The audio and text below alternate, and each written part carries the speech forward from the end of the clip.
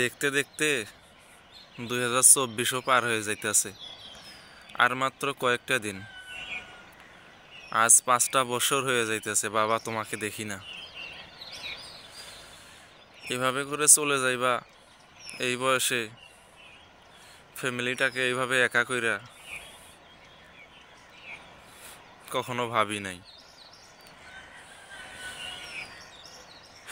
তুমি চলে যাওয়ার পর থেকে এই ফ্যামিলিটা যে কিভাবে ধুকে ধুকে চলতেছে একমাত্র উপরওয়ালা জানে, আর একমাত্র আমি জানি, আমার মায়ে জানে। তোমার ইনকাম করা লাগতো না বাবা, তুমি যদি থাকতা না, তুমি একটা মাথার উপরে বট গাছ হয়ে থাকতা।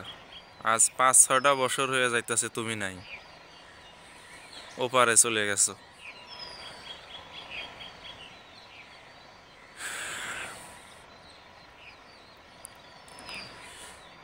নিজেকে এই বয়সে বড় একা একা মনে হয়।